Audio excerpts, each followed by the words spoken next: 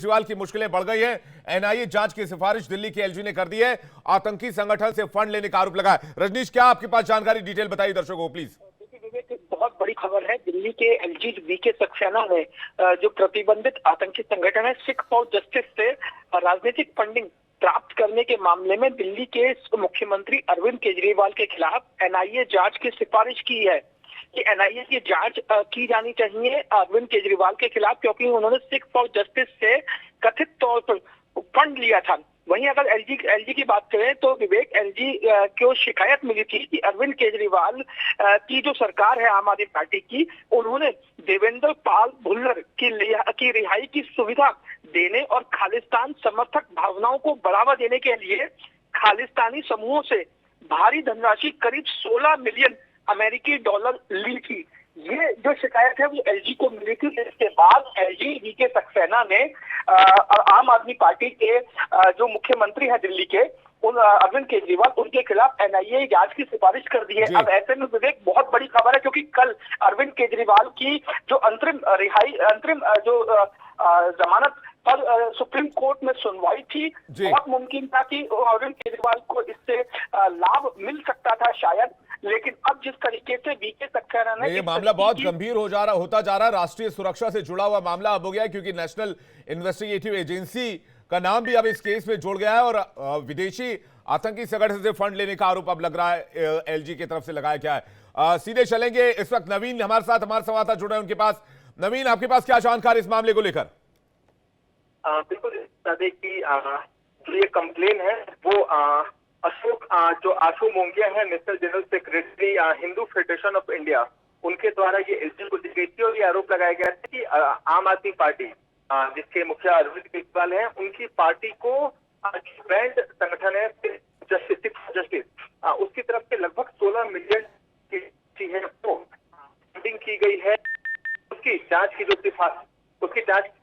मांग की गई थी एलजी की तरफ से, और एलजी ने अब इस पूरे मामले की जांच की सिफारिश एनआईए की है, यानी नेशनल इन्वेस्टिगेशन एजेंसी से की गई है पूरे मामले। और निश्चित तौर पर जो एनआईए है वो अब इस पूरे मामले की जांच करने वाला है, क्योंकि आम आदमी पार्टी पर लगाया गया कि जो Khalistani group extremist Khalistani group है जिसमें देवेंद्र पाल भुल्लर है, लेकिन ये वीडियो जो सिख फॉर जस्टिस की तरफ से जारी किया गया था, ये लगभग 1-1.5 महीने पहले जारी किया गया था और अब एलजी इसमें एनआईए जांच की सिफारिश कर रहे हैं, तो इस गैप को लेकर भी सवाल पूछे जाएंगे।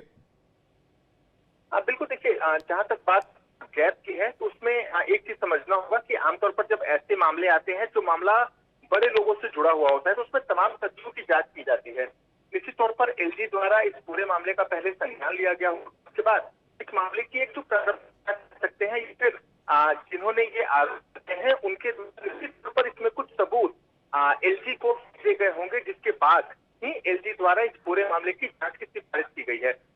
आमतौर पर देखा जाए तो ऐसे बहुत से मामले होते हैं जिनमें जांच की सिफारिश के लिए एलजी के पास फाइल जाती है, लेकिन उन सभी मामलों की जांच नहीं होती है जिन मामलों में कोई ठोस वजह निकलकर सामने आती है या फिर उसमें कुछ सॉलिड प्रूफ्स होते हैं, उन्हीं मामलों को एलजी जांच के लिए आगे भेजते हैं। जैसा हमें पता है जो एक्साइज पॉलिसी का मामला है, जो शराब नीति का मामला है, उसमें भी पहले जो जांच है वो दिल्ली चीफ सेक्रेटरी नरेश कुमार ने की थी, और उसके बाद जब कुछ कॉन्क्रीट प्रूफ निकल कर आया तो फिर उस मामले की जांच सीबीआई को रेफर की गई। ठीक ये वैसा ही मामला है और आम आदमी पार्टी पर पहले भी ये आरोप करते रहे हैं कि जो प्रतिबंधित संगठन है सिख फॉर जस्टिस, उनका फेवर लिया है। पंजाब इलेक्शन का समय भी याद है, उस समय भी आम आदमी पार्टी पर आरोप लगे थे, लेकिन इस बार गंभीर है क्योंकि पूरे मामले की जो जांच है वो कहीं कहीं एनआईए को सौंप है। तो एनआईए अब इस पूरे मामले नए सिरे से जांच करेगा। हालांकि अभी तक एनआईए को ये मामला रेफर किया गया है, देखना होगा कि एनआईए इस पूरे मामले में हैंडओवर कब लेता है, क्योंकि एलजी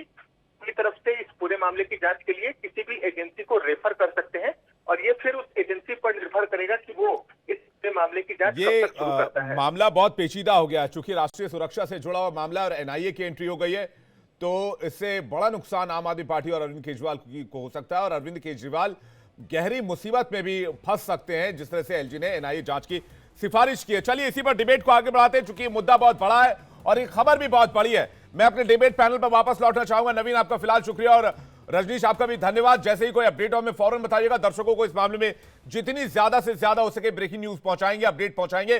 लेकिन फिलहाल मैं जा रहा हूं राहुल लाल जी के पास। राहुल लाल जी, आप कुछ कहना चाह रहे थे। अब आप कहेंगे कि यह मामला भी जानबूझकर उछाला गया है? इस मामले पे भी कह रहा हूँ, जो हम लोग पुराना मामला डिस्कस कर रहा था, दोनों बिंदुओं पे आ रहा हूँ। देखिए, जिस समय से पंजाब का चुनाव आम आदमी पार्टी जीती है, तभी से भारतीय जनता पार्टी आम आदमी पार्टी पे खालिस्तानी संगठनों से चंदा लेने का मामला उसी समय से उठा रही थी। तो क्या वो सिख फॉर जस्टिस का वीडियो का इंतजार कर रही थी? और वीडियो भी काफी पहले तो सिख फॉर जस्टिस का वीडियो तो 1.5 महीने 2 महीने पहले आया था राहुल लाल जी। आज कौन सी आज आई है? एलजी ने जांच की सिफारिश की है, तो एलजी के पास कुछ तो तथ्य आए होंगे, कुछ एविडेंस आए होंगे, कुछ मनी ट्रेल आया होगा, कुछ तो आया होगा। सांडिली जी, मैं यही कह रहा हूँ कि सिख फॉर जस्टिस का वीडियो बना के कह रहे कि भारत के जितने भी न्यूज चैनल है उन सबों को हमने फंडिंग दिया है। तो उसके बाद क्या एनआईए जांच शुरू हो जाएगी सभी चैनलों के विरुद्ध? ये तो देखिए बात है, ये सीधे सीधे चुनाव के समय विपक्षी दलों के छवि को यही तो बात है राहुल लाल जी। अगर जिस दिन आरोप लगे सिख फॉर जस्टिस की तरफ से, पतविंदर पन्नू की तरफ से, उसी दिन इस जांच की संस्तुति कर दी जाती तो समझा जा सकता था कि पॉलिटिकल वेंडेटा का मामला हो सकता है। लेकिन हो सकता है इस मामले में कुछ स्ट्रॉन्ग एविडेंस एलजी के पास हो, तभी तो एलजी ने जांच की सिफारिश की। यही तो मैं आपसे पूछ रहा हूं। पांडे जी, तो फिर मैं ये पूछ रहा हूँ कि फिर पंजाब के चुनाव के समय भारतीय जनता पार्टी के लोग कैसे आरोप लगा रहे थे? आप विपक्षी पार्टियों के ऊपर राष्ट्रीय सुरक्षा जैसे मामलों के ऊपर गंभीर आरोप बिना किसी जांच पड़ताल के कैसे लगा रहे हैं? उसी समय आपको जांच करवा लेनी चाहिए थी, अगर आपको कुछ पुख्ता सबूत है आपके पास तो। और दूसरी चीज देखिए, अगर हम लोग झारखंड के मामले में आते हैं, वहां पर हम लोगों को भूलना नहीं चाहिए कि आलमगीर आलम के जो उनके पीए हैं, वो उसके पहले भी जो 2019 तक जो भारतीय जनता पार्टी की सरकार चली है, उस समय के भी 2 जो मंत्री थे उनके भी वो पीए रह चुके। तो फिर ये पैसा वर्तमान मंत्री जी का है कि पहले के 2 मंत्रियों का है, या फिर किसी चौथे व्यक्ति का पैसा? ये कैसे पता चलेगा? आप सोच के देखिए, अमित शाह ने बयान देना शुरू कर दिया गृह मंत्री जी ने कि झारखंड में कि कांग्रेस के एक मंत्री के घर से पैसे निकले हैं। क्या ये बात तथ्यात्मक तौर पर कहना चुनावी रैलियों में सीधे सीधे गलत मिस इन्फॉर्मेशन नहीं फैलाना है? क्या अभी इस समय तक किसी ऐसी जांच पर भाई साहब, अगर किसी मंत्री जी के पीएस के घर से पैसा मिलेगा तो मंत्री जी का नाम सिंपल सा उसमें लिया जाएगा कि फलाने मंत्री के फलाने पीएस के पास से पैसा मिला। शामिल है, पीएस के घर के भी, उस पीएस के घर में भी नहीं मिला, उसके नौकर के घर में मिला है। अब ये बताइए, हो सकता है कि बीजेपी के लोगों ने अगर वहां पर पैसा रखवा दिया हो जाए और फिर ईडी को सूचना दे दी हो, तो कुछ भी हो सकता है इसमें। अभी यहाँ तो बात की जा रही है। अच्छा, बीजेपी के लोगों ने झारखंड के एक मंत्री के घर में हो सकता है पैसा रखवा दिया हो 30 करोड़ रुपए। मैं तो कह रहा हूँ तमाम संभावनाएं खुली हुई है। अगर जिस तरह से अमित शाह आरोप लगा रहे हैं, भाई अगर इस तरह का वेंडेटा पॉलिटिक्स करना होगा, राहुल लाल जी किसी बड़े मिनिस्टर के घर में पैसा रखवा देंगे, रखवाना। ये तो एक आलमगीर आलम जो कि बहुत वेल नोन नहीं है, बहुत कम लोग उन्हें जानते हैं, बहुत कम खबरों में रहते हैं, उनके पीएस के प्यून के घर क्यों पैसा कोई रखवाने जाएगा? मैं यही तो पांडे जी, इसलिए मैंने कहा कि आलमगीर आलम के जो पीएस हैं, उसके पहले भी वो बीजेपी की सरकार थी, तब भी उस समय 2 मंत्रियों के पीएस थे और उन दोनों मंत्रियों के ऊपर भ्रष्टाचार के आरोप लगे हुए हैं, उसी जमाने में लगे हुए हैं। तो ये पैसे उन लोगों के क्यों नहीं हो सकते? अभी वर्तमान मंत्री के ही क्यों होंगे? तो ये तो जांच से पता चलेगा ना शांडिली जी। लेकिन जांच से पहले सर्टिफिकेट लेके भारतीय जनता पार्टी के लोग कैसे बैठ गए? ईडी और बाकी जो जांच एजेंसियां हैं वो तो चुनाव आयोग को रिपोर्ट कर रही हैं। हमारे साथ इस वक्त मनजिंदर सिंह सिरसा फोन लाइन पर जुड़ रहे हैं अरविंद केजरीवाल की खबर के मामले में। उसके बाद कपिल जी आपके पास आ रहे हैं। मनजिंदर जी, स्वागत है आपका इंडिया डेली पर। मेरा पहला सवाल आपसे है कि आप लोग इस मामले में बोलते रहे हैं, बीच बीच में मैंने आपके कई वीडियो सोशल मीडिया पर देखे जिसमें आप लोग कह रहे थे, इस बारे में इशारा कर रहे थे, लेकिन एलजी ने आज एनआईए जांच की सिफारिश की, इसका ग्राउंड क्या है? नहीं, जब गुरपतवंत सिंह खुद ही ये डिस्क्लोज कर रहा है कि मैंने $16 लाख अरविंद केजरीवाल जी को और उनके साथियों को दिया है, तो आप बताइए, देने वाला खुद ही डिस्क्लोज कर रहा है। और उसके बाद भी कभी अरविंद केजरीवाल जी ने इस चीज को डिनाई नहीं किया कि ऐसा नहीं हुआ। उन्होंने भी आज तक उसको डिनायल नहीं करने का कारण एक स्पष्ट है कि इसका पीछे कुछ ना कुछ छुपा हुआ है। इसलिए अब एनआईए जब इसमें जांच करेगी तो ये स्पष्ट हो जाएगा कि अरविंद केजरीवाल जी ने उससे पैसे लिए तो कितने लिए और लिए तो क्यों लिए, और ऐसे आतंकी संगठन के घर जाके रुकना जो खुद आतंकवाद से जुड़ा संगठन का मुखिया रहा हो। और फिर आपको याद हो, अरविंद केजरीवाल जी ने तब कहा भी मुझे पता नहीं था, मैं गलती से आ गया इसके घर। तो अब ये स्पष्ट हो जाएगा कि अरविंद केजरीवाल जी ना केवल शराब घोटाला करने वाले हैं, बल्कि वो एक देश के साथ जो लोग देश के खिलाफ कार्रवाई करते हैं उनसे उन्होंने पैसे भी लिए। सिरसा जी, लेकिन ये तो जांच का विषय है। क्या एक आतंकी की बात पर हम इतनी जल्दी भरोसा करके अपने देश के एक सीएम पर सवाल उठा सकते हैं? मैंने तो नहीं कहा कि जांच का विषय नहीं है, पर अरविंद केजरीवाल जी ने तो खुद ने माना था कि मैं उस आतंकी संगठन वाले के घर पर रुका हूं।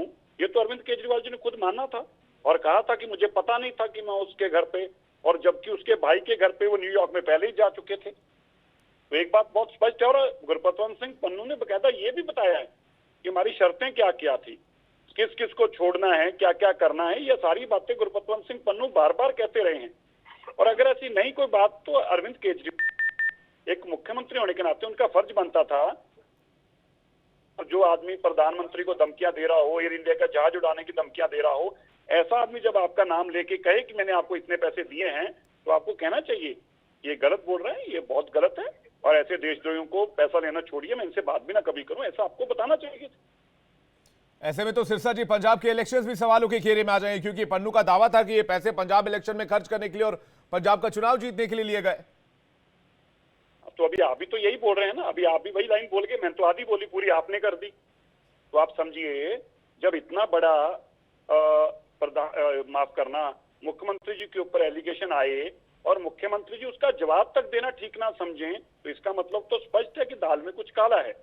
और मैं फिर से कहूं, बात ये नहीं है कि उसने क्या बोला है, बात ये है एक ऐसे संगठन के मुखिया जब इतनी बड़ी बात कहे कि मैंने फंडिंग की है और मैंने इन शर्तों पे फंडिंग की है, हमारी बैठकें हुई हैं और ये बैठकों में ये तय हुआ है, तो उसके बाद भी अगर अरविंद केजरीवाल जी चुप्पी साधें, तो फिर ये तो सवालों के घेरे में आना स्वाभाविक था।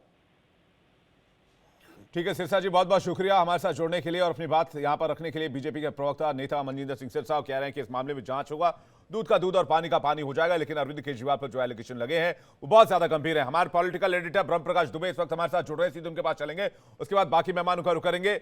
ब्रह्म प्रकाश जी, सबसे पहले मेरा सवाल आपसे यह है कि इस मामले को लेकर क्या जानकारी, क्या अपडेट अभी तक आपके पास है? खबर बस अभी इतनी मिल पाई है कि एनआईए जांच की सिफारिश की गई है, तो क्या एलजी के पास कोई स्ट्रांग एविडेंस या कोई जानकारी ऐसी है कि जिसकी वजह से उन्हें एलजी को एनआईए जांच के जाना पड़ा या सिफारिश करनी पड़ी?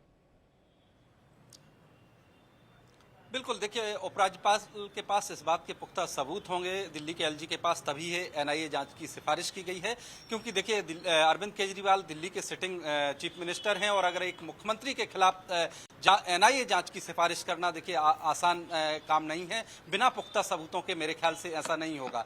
दूसरी महत्वपूर्ण बात यह कि देखिए एनआईए तमाम आतंकी गतिविधियों की घटनाओं की जांच करती है। ऐसे में एनआईए को ये जांच सौंपना ये दर्शाता है कि ये बहुत ही गंभीर मसला है, क्योंकि आरोप जो लगाए गए हैं इसमें कि आम आदमी पार्टी ने सिख फॉर जस्टिस जो संगठन है, जो प्रतिबंधित संगठन है भारत में, खालिस्तानी संगठन है, उससे मदद ली है, उससे पैसा लिया है। ये गंभीर आरोप है। और इसमें आरोप ये भी है कि देवेंद्र पाल सिंह भुल्लर जिसकी रिहाई के लिए मदद करने के तौर पर आम आदमी पार्टी का सपोर्ट लिया गया है, आरोप हैं जो लगाए जा रहे हैं कि इनके बेस पर ही उपराज्यपाल ने जो है जांच की सिफारिश की है। अरविंद केजरीवाल की जमानत पर इसी सप्ताह बहस होनी थी कोर्ट में, और आप देखिए उसके ठीक पहले इस तरह का मामला सामने आना, एनआईए जांच की सिफारिश करना, कहीं ना कहीं आप समझ सकते हैं कि अरविंद केजरीवाल की मुश्किलें अब बहुत ज्यादा बढ़ जाएंगी, क्योंकि अगर टेरर फंडिंग इस तरह से एक ऐसे आतंकी संगठन का जो प्रतिबंधित है उससे फंडिंग का कनेक्शन